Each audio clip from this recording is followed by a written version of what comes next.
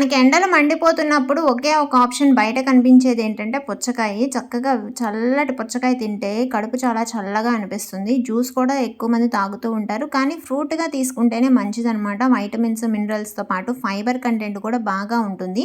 అయితే మనకి జనరల్‌గా రెడ్ కలర్ పుచ్చకాయ తెలుసు. కొన్ని కొన్ని ప్లేసెస్‌లో ఇండియాలో అంటే కర్ణాటక, ఉత్తరప్రదేశ్, మధ్యప్రదేశ్ అట్లాంటి చోట ఇట్లా యెల్లో కలర్ పుచ్చకాయలు కూడా సాగు చేస్తున్నారనమాట. వైటమిన్స్, మినరల్స్ రెండిట్లో ఒకటే ఉంటాయి.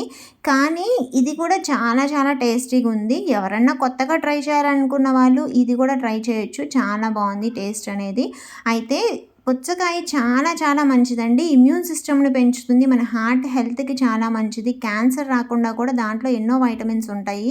అరికడుతుందనమాట ఆ కణాలని. యాంటీ ఆక్సిడెంట్స్ ఎక్కువుంటం వల్ల. ఇంకా మనకి కొంచెం తిన్నా కూడా కొంచెం జ్యూస్ తాగినా కూడా పొట్ట ఫుల్ ఉండటం వల్ల డైట్‌కి కూడా బాగా ఉపయోగపడుతుంది. పిల్లలు మెయిన్‌గా సమ్మర్‌లో ఎగ్జామ్స్ రాసొచ్చిన వాళ్ళకి పుచ్చకాయ జ్యూస్ కానీ, పుచ్చకాయ ముక్కలు గానీ ఫ్రెష్‌గా కట్ చేసి ఇవ్వండి. ఫ్రిడ్జ్‌లో పెట్టినయి అయితే అంత సజెస్టబుల్ కాదు. నా లెక్క ప్రకారం అయితే. కొంచెం ఫ్రెష్‌గా ఉన్నయి తింటూ ఉంటే సీజనల్ ఫ్రూట్స్ మనం హెల్తీగా ఉంటాము.